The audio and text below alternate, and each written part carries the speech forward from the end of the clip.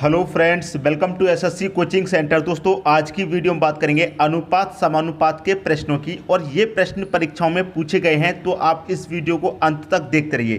तो चलिए स्टार्ट करते हैं। दोस्तों, पहला प्रश्न है आपका, यदि ए बी सी का अनुपात 3:5 है तो 500 रुपये में से सी को कितने रुपए मिलेंगे। देखिए दोस्तों, तीन व्यक्ति हैं आपके पास, ए बी और सी, ये तीन व्यक्ति हैं, और इन तीनों का अनुपात कितना है, 3:2:5। कितना है दोस्तों, 3, 2 और 5, ये तीनों का अनुपात है। और तीनों के रुपए का योग कितना है, 500 रुपये। ठीक है, तीनों के रुपए का योग कितना है, 500 रुपये है। जब आपके पास योग दे रखा होता है तो हम क्या करते हैं, अनुपातों का भी योग। तो अनुपातों क्या करेंगे, 3:2:5 और 5:10। तो इस योग से इस योग में आप डिवाइड दे दीजिए, 10 से डिवाइड करेंगे, 0 से 0 गया, कितना बचेगा दोस्तों, 50 बचा, मतलब 50 बार डिवाइड हो गया। तो 50 का मल्टीप्लाई 3 में कर दीजिए, कितना हो जाएगा, 150। 50 दूने का 100, और 50 पच्चे कितना हो जाएगा, 5 पच्चे 25, मतलब 250। ये तीनों का हिस्सा है, मतलब 500 रुपये हैं टोटल योग। 500 में से ए का हिस्सा कितना है, 150, बी का कितना है 100, और सी का कितना है 250। आपसे क्या पूछा गया है, सी को कितने रुपए मिलेंगे, ये पूछ रहा है। तो सी को दोस्तों कितने रुपए मिलने, 500 में से सी को मिलने 250। 250 आपके प्रश्न का सही आंसर हो जाएगा बी ऑप्शन। अगर ये कह देता कि ए को कितने मिलेंगे तो ए का आंसर हो जाता, 150 कह देता, बी को कितने मिलेंगे तो 100। इतनी बात दोस्तों समझ में आई। इसमें एक बात और कह देता है कि ए और बी दोनों को मिलाकर कितने रुपए मिलेंगे, तो आप क्या करना होगा, दोनों को मिला देना होगा, मतलब दोनों को जोड़ देना होगा। क्लियर होगी दोस्तों बात। उम्मीद करता हूँ सभी की समझ में प्रश्न अच्छे तरीके से आ गया होगा। अब देखेंगे दोस्तों अगला क्वेश्चन। अगला क्वेश्चन है, यदि ए अनुपात बी का अनुपात 3:4, बी अनुपात सी का अनुपात 5:2 हो तो ए बी सी का अनुपात पूछ रहा है, क्या होगा। किसका पूछ रहा है दोस्तों, ए बी सी का। तो आपके पास क्या क्या दे रखा है, ए बी और सी, यही तो आपको दे रखा है। अब देखिए, ए का अनुपात कितना है, ए का अनुपात है 3, तो ए के नीचे ए का अनुपात 3। बी का अनुपात कितना है 4, तो बी के नीचे बी का अनुपात 4। अब देखिए, बी का एक और अनुपात दे रखा है, बी और सी का अनुपात है, तो बी का एक और अनुपात दे रखा है कितना, 2, तो बी के नीचे बी का अनुपात लिखेंगे 2। अब क्या दे रखा है, सी का अनुपात कितना है 5, तो सी के नीचे सी का, लेकिन जब दूसरी लाइन स्टार्ट होगी तो इसके नीचे लिखेंगे, इसके बराबर में यहाँ सी का अनुपात कितना है 5। यहाँ नहीं लिखेंगे दोस्तों, ये जो सी का अनुपात है इसे यहाँ नहीं लिखना, जब बी का दूसरा यहाँ है तो इसके बराबर में लिखा जाएगा यहाँ। क्लियर इतनी बात। अब देखिए, आपसे क्या पूछ रहा है, ए बी सी का मान। देखिए दोस्तों, एक ये जगह खाली बची, एक ये जगह खाली बची, तो जो खाली जगह बचती है वहाँ पर क्या लिखते हैं, उसके बराबर वाली संख्या। बराबर में क्या है 4। आप कहेंगे सर बराबर में तो 5 भी है, लेकिन ये वाला तरीका सही होता है लिखने का, ठीक है, ये वाला तरीका गलत। तो इस तरीके से लिखते हैं, ठीक है दोस्तों, क्षैतिज रेखा में इस तरीके से। ये रेखा खाली है तो इस तरीके से, इसके बराबर में क्या है 2, तो यहाँ पर लिखेंगे 2। ठीक, अब 2 का मल्टीप्लाई 3 से करो, 2 त्रिक का कितना 6 हो जाएगा, 2 का करो 4 से, 2 चौके 8, 5 चौके कितना 20 हो जाएगा। अगर ये किसी कॉमन संख्या से कट के छोटा हो सकता है तो काट लेंगे, 2 से कटेगा, 2 से कटेगा 3 बार, 2 से कटेगा दोस्तों 4 बार, और 2 से कटेगा 10 बार में, तो 3, 4, 10, ये इसका आंसर हो गया। आपसे क्या पूछ रहा था, आपसे पूछा था ए बी सी है, तो ए बी सी का मान पूछा तो 3:4:10 किस ऑप्शन में है, 3, 4, 10 पहले ही ऑप्शन में दे रखा है, तो पहला ऑप्शन हो जाएगा आपके प्रश्न का दोस्तों सही आंसर। क्लियर होगी दोस्तों बात। उम्मीद करता हूँ सभी की समझ में प्रश्न आ गया होगा। अब देखेंगे अगला क्वेश्चन। अगला क्वेश्चन है, यदि ए अनुपात बी बराबर 1:2, बी सी बराबर 3:2 और सी डी बराबर 1:3 है तो ए बी सी डी का मान पूछा है। किसका, ए बी सी और डी का मान पूछा है। क्लियर। उसी तरीके से करेंगे जैसे अभी किया। ए का अनुपात कितना है 1, तो ए के नीचे ए का, बी का अनुपात 2 है तो बी के नीचे बी का। ठीक है, इतनी बात समझ में आई। फिर देखिए, बी का एक और अनुपात दे रखा है 3, तो बी के नीचे बी का लिखेंगे, 3 दे रखा है तो 3 लिख लिया।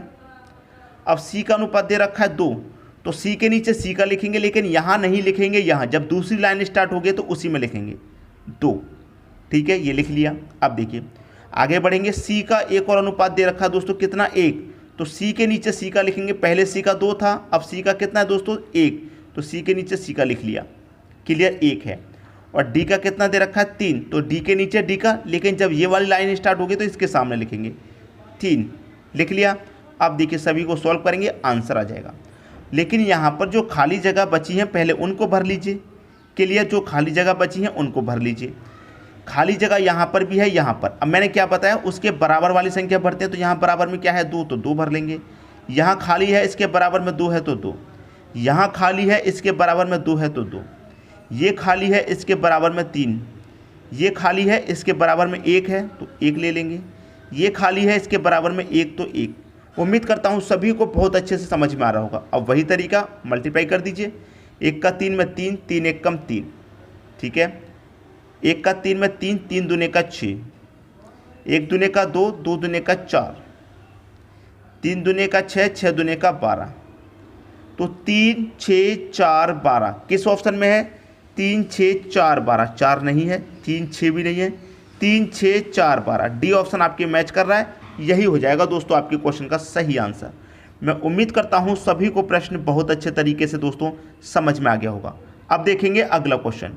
अगला प्रश्न है, ए बी का अनुपात दे रखा 2 1, बी सी का दे रखा 1 3, सी डी दे रखा 2 3 तथा डी ई दे रखा 1 2। तो A B C D E ज्ञात करें। तो जो ज्ञात करना उसे लिख लो, A B C D E, ये ज्ञात करना है, क्लियर। तरीका दोस्तों वही है, ऐसा नहीं है मैं आपको हर सवाल बताऊंगा और अलग तरीके से, ऐसा बिल्कुल नहीं। सभी सवालों को करने का एक ही तरीका है। तो ए का जो कितना दे रखा अनुपात 2 दे रखा, तो ए के नीचे ए का 2, बी का दे रखा आपको 1, तो बी के नीचे बी का 1, ठीक है। अब बी का एक और दे रखा 1, तो बी के नीचे दूसरा अनुपात जो 1 दे रखा वो लिखेंगे, ठीक है दोस्तों, इतनी बात समझ में आई। अब देखिए सी का अनुपात 3, तो सी के नीचे सी का, लेकिन जब दूसरी लाइन स्टार्ट होगी तो उसमें लिखेंगे, तो सी का अनुपात 3 है तो 3 लिखेंगे यहाँ, ठीक। अब सी का एक और अनुपात है 2, तो सी के नीचे लिखेंगे, सी का अनुपात 2 है तो सी के नीचे, पहले सी का 3 था उसके नीचे 2 है तो 2 लिखेंगे। डी का कितना है 3, तो डी के नीचे डी का 3, लेकिन जब दूसरी लाइन स्टार्ट होगी तो उसी में लिखेंगे, इतनी बात तो क्लियर है आपकी।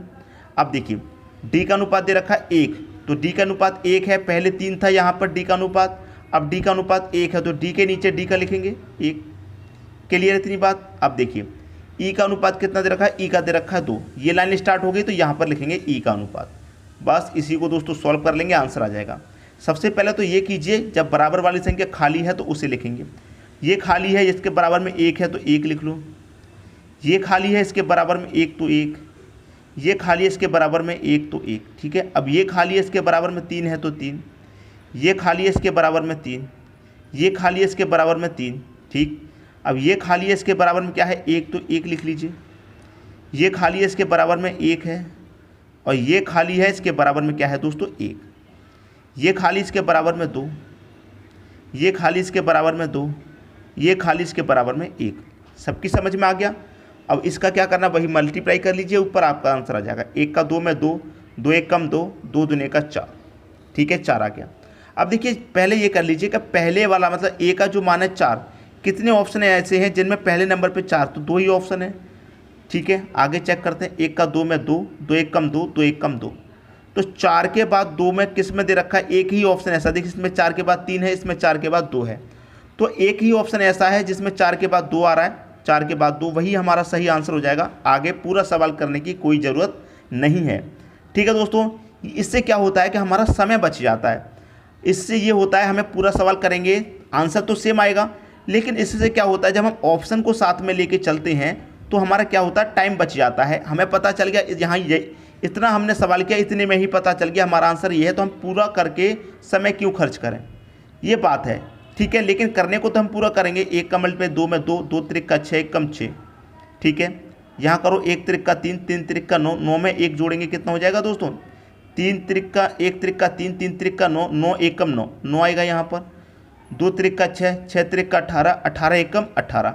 तो देखिए वही आ गया जो यहाँ पर दे रखा है, वही तो आया है, कुछ अलग तो है नहीं। लेकिन जब हमें 2 नंबर से ही आंसर मिल गया था तो पूरा करने में समय खर्च हुआ, लेकिन आंसर हमें पहले ही पता चल गया था क्या है। बात आ गई दोस्तों सभी की समझ में। अब देखेंगे अगला क्वेश्चन। अगला क्वेश्चन है, यदि ए बी सी बराबर 1 3 2 और सी डी ई बराबर कितना है 1 2 3 हो तो A B C D E ज्ञात कीजिए। A B C D E ज्ञात करना है, तो ए बी सी डी और क्या ई, ये हमें ज्ञात करना है। ठीक है दोस्तों, तो करने का वही बिल्कुल आसान तरीका है जो मैं अभी तक बताता हुआ रहा हूँ। ए का मान कितना है 1, तो 1 लिखेंगे। बी का है 3, तो 3 लिखेंगे। सी का आपका कितना है 2, तो सी के नीचे सी का लिखेंगे 2। ठीक है, अब देखिए सी का एक और मान दे रखा है 1, तो सी के नीचे सी का मान 1। ठीक, फिर डी का कितना दे रखा है 2, तो डी के नीचे डी का, लेकिन दूसरी लाइन स्टार्ट हो गई तो वहाँ लिखेंगे 2 अनुपाते। ई का कितना दे रखा है 3, तो ई का हो गया 3। क्लियर, लिख लिया। अब देखिए ये बराबर वाली जगह खाली है तो इसके बराबर वाली संख्या 2 आ जाएगी। ये खाली है तो यहाँ पर भी 2 आ जाएगा। अब देखिए ये बराबर वाली खाली इसके बराबर में 1 है, ये बराबर खाली इसके बराबर में 1। कर लीजिए, आंसर आ गया। 1 का मल्टीप्लाई 1 में करेंगे 1 रहेगा, 1 का 3 में करेंगे दोस्तों 3 ही रहेगा, 1 का 2 में करेंगे 2 रहेगा, 2 का 2 में करेंगे 4, 3 का 2 में करेंगे 6। ठीक है, अब देखिए आगे आपका आंसर 1 3 2 4 6, 1 3 2 1 3 2 4 6, बी ऑप्शन मैच कर रहा है दोस्तों। 1 3 2 4 6 बी ऑप्शन मैच कर रहा है, ये आपका आंसर हो गया। तो बिल्कुल बेसिक तरीका है, बहुत आसान तरीका है, सवाल कभी गलत नहीं होता इस तरीके से करने से। ठीक है दोस्तों, अब देखते हैं अगला क्वेश्चन। अगला क्वेश्चन है आपका 5600 रुपये को ए बी सी डी के बीच में इस प्रकार बांटा जाता है कि ए और बी, बी और सी और डी के हिस्सों का अनुपात 1 2 3 1 और 2 3 है, तब ए और सी, बी और सी के हिस्से का योग क्या होगा। अच्छा प्रश्न है। आपके पास व्यक्ति कितने हैं, ए बी सी डी, आपके पास दोस्तों 4 व्यक्ति हैं, ए बी सी और डी, ये 4 व्यक्ति हैं दोस्तों। इनका रेशियो आपको क्या दिया गया उसे लिखिए। रेशियो क्या है, ए और बी का रेशियो कितना है 1:2, मतलब 1:2, ये इनका रेशियो है। ठीक है, ए और बी, ये हो गया आपका ए और ये बी लिख सकता हूँ मैं इसे। ठीक है, मैं आपको समझाने के लिए लिख रहा हूँ सिर्फ, ये ए का रेशियो लिख दिया मैंने, ये बी का।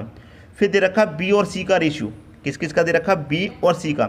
तो ये दोस्तों बी और ये सी का हो जाएगा कितना 3 और 1, तो बी का नया रेशियो कितना है दोस्तों 3 है। ठीक है, और सी का रेशियो कितना है 1, सी का रेशियो कितना है 1, तो 1 लिख लिया। अब आगे आ जाइए, फिर दे रखा दोस्तों सी और डी, तो सी और डी का रेशियो कितना है 2 और 3, तो सी का दूसरा रेशियो कितना है 2 और डी को रेशियो कितना है 3, लिख लिया। जो खाली जगह बची है उसे लिख लीजिए।